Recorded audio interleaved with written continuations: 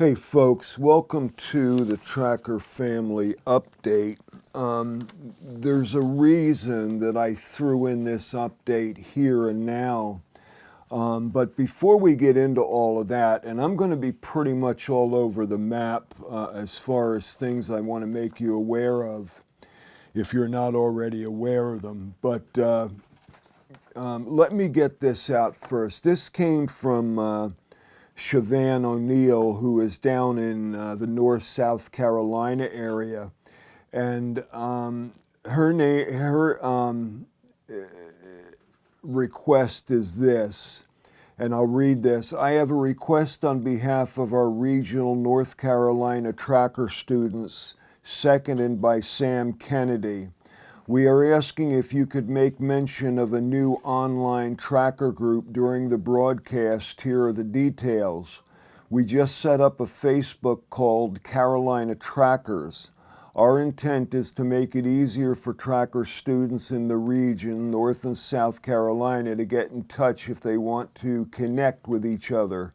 Tracker students, particularly in the wake of Hurricane Florence, if they need assistance or support. Most of us who know each other here in the area already seem to have connected via the Razor's Edge, but there are many more folks out there, other tracker students listening to the broadcast who live in our area and would like to know other students but are unaware of the rest of us or don't know how to make contact. This gives them the opportunity to do so. This might be especially helpful for new students who are deeply affected by their standard and Philosophy 1 classes, then go back to a world that doesn't understand them. Dave's got the particulars, the connection for that Facebook. And if you're not in the area, of course, pray. I mean, this area down there is going to be having a lot of trouble for a long time to come. You talk about the infrastructure damage and the things done to cities and towns and flooding. The damage that is done to the wild areas is just as devastating, but unfortunately it takes that longer to heal because the people worrying about the environment, that takes second place to, the housing and the whole infrastructure getting back up and running. And most of you have seen pictures of the highways littered with dead fish and all manner of other things, but it's going to be out of whack there for a while. Anyway, the reason for this update now is within 7 or 8 days, I'm going to be leaving for a series of classes in Australia. And virtually I'll be out of touch for a bit, almost the better part of a month. And I wanted to do this update before I left, and this was the most opportune time. And the reason for this is simple, and I'm going to repeat this so everybody understands where I'm coming from. Grandfather so often talked about the event of the red skies. And he continually said, no matter what shape the world and the earth are in, those red skies are going to come. And it has more to do with a spiritual breakdown than with a physical breakdown, that though all of it is part of the whole picture. And I remember him saying to me, it is not a question whether the red skies are going to come or not. He said, for they are. But what troubles me is how many people will be left to witness them. And the way he said it, the sadness in the voice, the tears in his eyes, I knew that the numbers of people who are actually going to witness it are going to be relatively few compared to what we have today. And when I take into account everything Grandfather prophesied and predicted, As I've been telling people, we've got about 5 good years left. Now define good. What's going to continue to be an accelerated rate of destruction like we're seeing now. But I believe firmly, especially coming from grandfather and the lineage, the elders, that after these next, I'm going to call it 4+ years, are over, we're going to see such a horrific acceleration in the collapse of the world. And when I say the world, I'm talking about the world of humankind and the earth. That's the natural world. That those 10 years are going to be just a mess. I believe that communication is going to break down in big ways. Starvation, all of it is going to come to a head and then explode. So if we want to look at it with going the route we're going now, we have 4+ years left. And that brings about my reason for having this update tonight. There are people that I have in place that in my absence, that when certain events take place, they will be contacting the Tracker family to get things rolling, so to speak. I won't have trouble getting back if these prophecies take place. And basically, what I'm doing now is I'm making the final plans and preparations, which is saying our plans, meaning collectively the Tracker family, and trying to iron out some of the little glitches that we're going to be experiencing. But that being said, I want to put into order some things that are concerning me, things that I'm working on now, and things that are concerning me mainly about you folks out there. I know that the one group that I don't have to worry about at all, in fact, they've surpassed my expectations, is the Shadow Scouts, and also the Keepers of the Shadows. They are very, very well prepared and have been practicing the skills and have been planning for just such an emergency for a long time. It's the rest of you that I'm concerned about collectively, not as individuals, because I know I've got a lot of good individuals out there that are working on things diligently and perfecting their skills and everything else. But this is for the whole Tracker family. I kind of want to give you a wake-up call. But we're getting close to the time we have to check our systems right now. So let's go on to that 10-minute break just to make sure everything is up and running, and we'll get right back together, gang.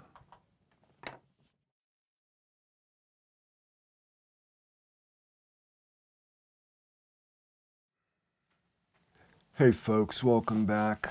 Sorry we had to just check our systems as usual, but anyway, we seem to be up and running. You know, that in a way is my point, in that our communication system is so frail right now. It's virtually all based on electronics. And once we start seeing grids shutting down and satellite communication becoming disrupted, we're going to find it more and more difficult to get in touch with people. You know, eventually it's going to go back to the old letter carriers, and then from there, people are going to be afraid to drop off letters after a while. You know, I'd have no worry if everybody in the Tracker family was in fact a well-practiced scout in the art of communicating without words. Then we'd know where to meet, when to meet, and how to meet, and all of that without ever having to contact each other. A lot of people are close to that right now, but still, as a whole, we're not. Now, I talk about 2032, 33, or grandfather did, not using those dates, but my age as an indicator of the red skies. And that would say that 2022 and 23 will be the start of that last decade before the red skies. You know, I remember I had a conversation with one of my early students who hadn't had a tracker class in like 35 years or so, and he came back to help out and take another class, and he said, I remember you talking about the red skies, and the dates seem so far off to me. And he said that now it's like it's tomorrow. He said it happened that quickly, and it's that frightening. So you can imagine my plans is to get this in the works where we start building a form of communication that will transcend the need for electronics and any kind of communication that way. And when I say my plans, I mean our plans.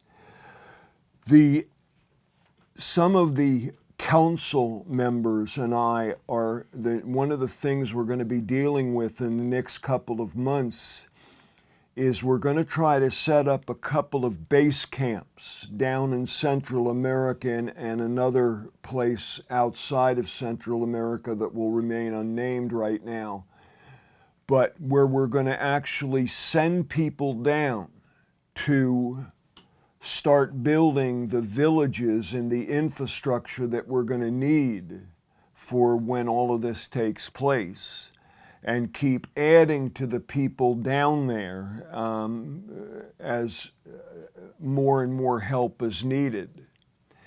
And more on that will come out later on, but that's just in the works now. We're in the process of trying to acquire land in several locations, and we already have people that are lined up that are going to be the initial people that are going to go down there and start, you know, working with the locals. And when I say locals, I'm not talking about people in the city and the governments. I'm talking about people who live in the bush. And we already have some good inroads there. Another thing, and like I said, I'm sorry to be all over the map with this, but this is things that are very deeply concerning me. For those of you who have to take medication on a daily basis, I, for one, have to do it now.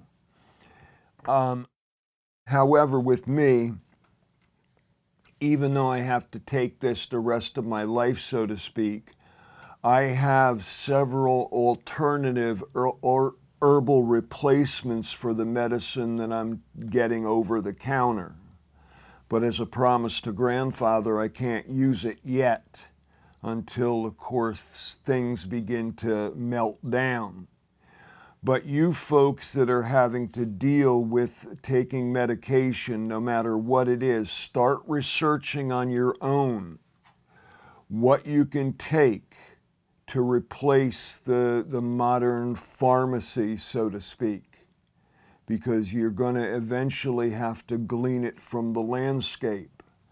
And I'll be able to help many of you with those things, like the replacement of insulins and stuff like that, but I want you to do some of the research on your own. I don't want you to leave it all up to me and grandfather. The other thing I want you to keep in mind is that the element of psychological warfare, scout skills will win over firepower every day. Like grandfather said, they can't shoot a target that they can't find. And that's one of the elements that the scouts have in their control, that invisibility. You know, this story I sometimes tell, Some of the early instructors with me in this military training exercise that I was on, a very close friend of mine got me involved with it. And we met at a Quonset hut down south, and I was with this group of guys who thought that, they were, the elite, the best in the world, and I could not get their attention.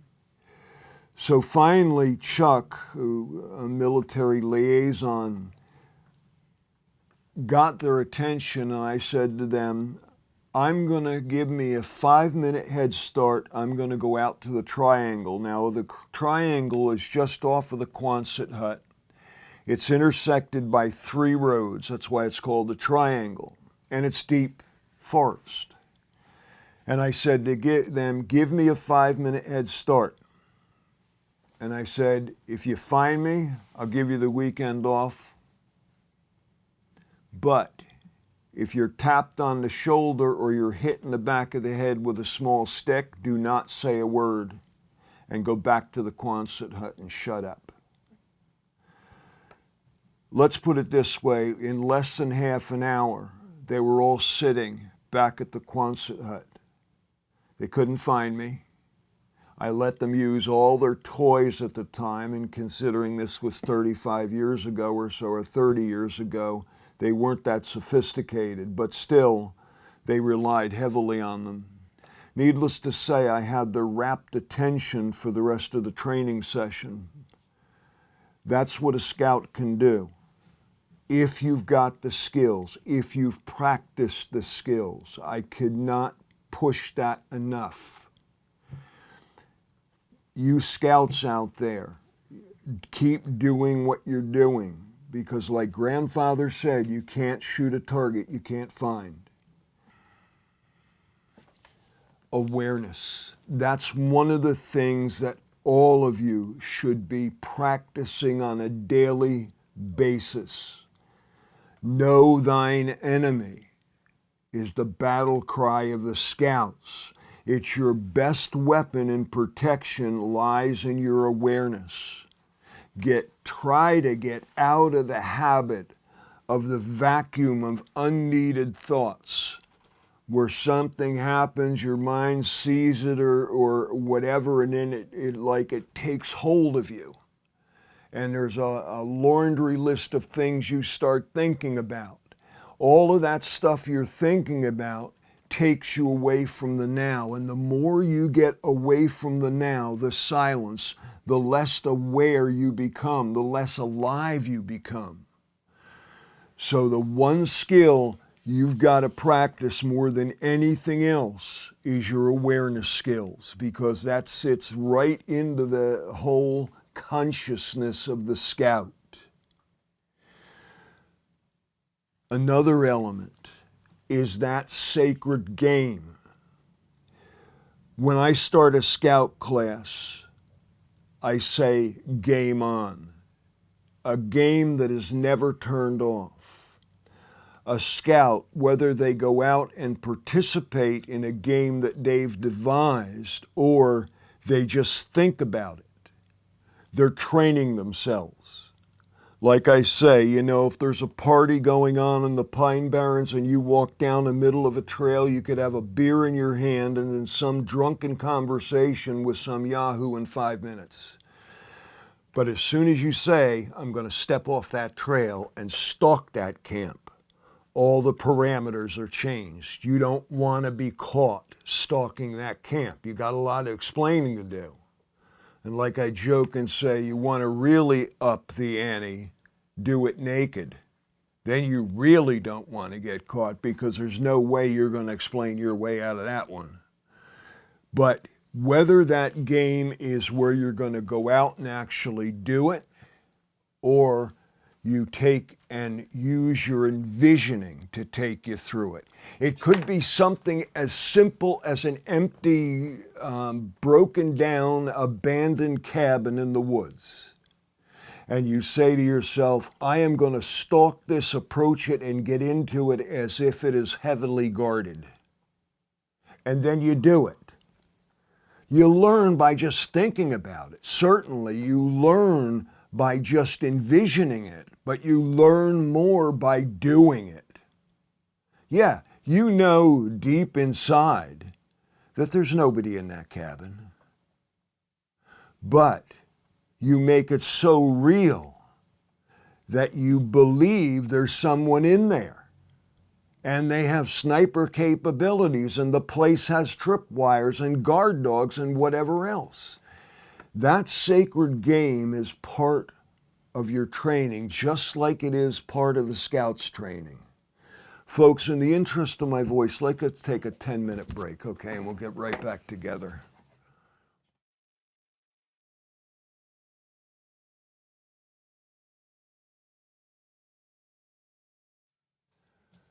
Hey folks, welcome back. At first, some questions came in, and I thought,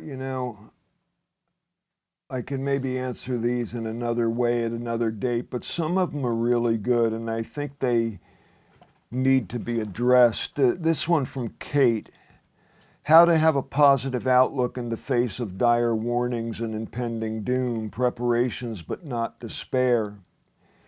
That statement there is, the way I look at it, I love the woods.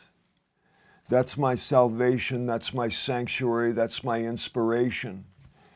And other people look at having to run away into the wild places as almost like a drudgery, like a prison or whatever else. I look at it as retirement, a vacation. That's home to me. Somebody else, Mary Rood, says, if the skies are coming no matter what condition the earth is in, what is its purpose? The purpose of the red skies is, according to grandfather in the lineage, it's going to mark the transition. It's either going to mark the transition to our ultimate destruction or a new beginning. And I like to look at it as a new beginning and a chance to make things right, a chance to take this wonderful gift the Creator has given to us, the earth, and to leave our children a legacy that we'd be proud of, a legacy of love and compassion and caring. So that's all wrapped up in that positive outlook, that we have the chance to do something. But in another way, I look at that flock of sandpipers that grandfather talked about so often. No one bird initiates that turn of the entire flock. And he said, what bird is it going to be? It could very well be that we need one more person to care about the earth the way we do, to care about each other the way we do. And the earth could actually heal itself spiritually. Oh, we'd go through some turmoil and stuff, but not like it could have been. There'll be a purging in a way, but it will not be so painful and destructive as the way we're heading now. So that's always my hope, is that there's going to be that one magic person, that one magic bird that is going to turn the flock. And that's why each of us have to try to lead a person back to the earth, to try to inspire someone, to awaken them, to get their head out of the sand and in denial. My God, it wasn't 5 years ago that people were denying global warming. And now, look at what it's done. Look at the ferocity of the storms. It's staggering. The species die off. The diseases and all the rest that has come about. I think we should have accepted that global warming back when we first started to get word of it. And those of us that are closer to the earth could see it happening even before science said it happened. But anyway, let's go on with this a little bit longer, folks. I'm not going to keep you much longer tonight. These are things that are just on my heart that I want you to consider. But please, always hold on to hope. But as the Apache Scouts always did, they expected the worst, they trained for the worst, they prepared for the worst. And if the worst didn't happen, they were blessed. But if the worst did, they were prepared.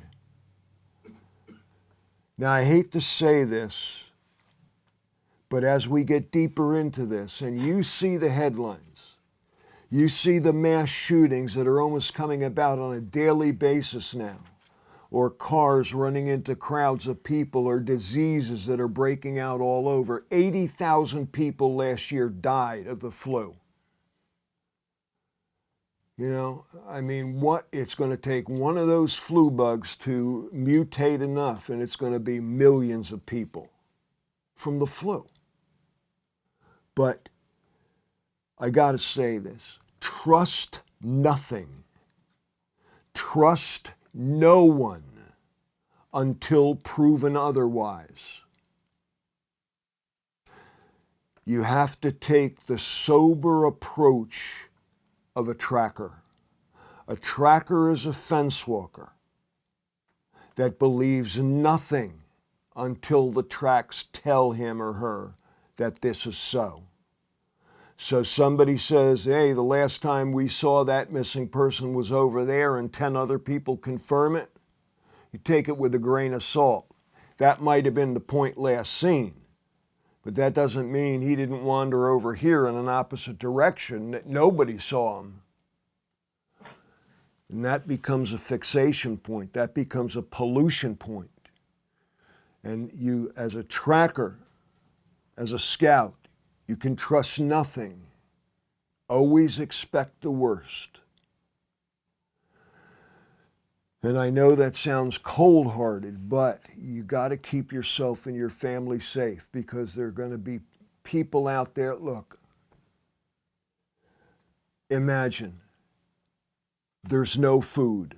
Our crops and livestock have died off of diseases. Most water sources are polluted. What extremes would you go to protect your family, to feed your family, to hydrate your family?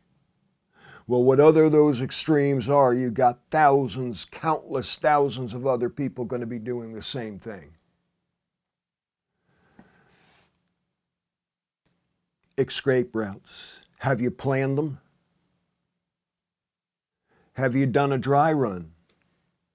Have you even done a recon of what you're up against? Do you have more than one?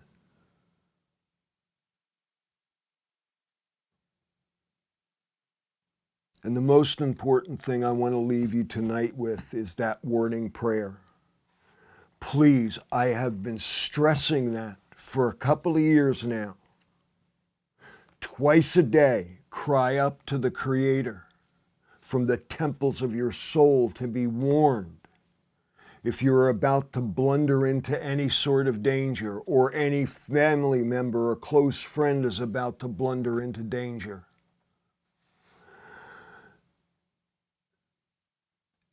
awareness and the intensification of that barometer within you that comes with that prayer of early warning, where you get that feeling that something isn't quite right, or that feeling of unease. What is it? Research it, nurture it. That is going to be your protection and your salvation. That warning prayer is so damn important, along with your awareness. A lot of us behind the scenes folks are working very, very hard to try to bring this all together. I'm still hoping against hope that last bird turns, but I'm a scout. I've got to be realistic like that. Within the months to come, you'll see more of these updates coming with more substantial things that you can do to help precipitate, for instance, the communication element of it. Some of you might find yourself participating in the building of the early villages and stuff like that. And again, you folks that are on medications, start researching it. What you find is not only going to be good for your predicament, but also for others. In the final analysis, I might be able to help you out there. But we got to be like the scouts. Train for the worst, prepare for the worst, believe the worst is going to happen. And if it doesn't, we're blessed. We rejoice. We've got to stay together as a family, gang, because it's getting ugly, as you see every day. And that's only the news that they print. Imagine what they don't print. Good night, folks. Thank you for coming.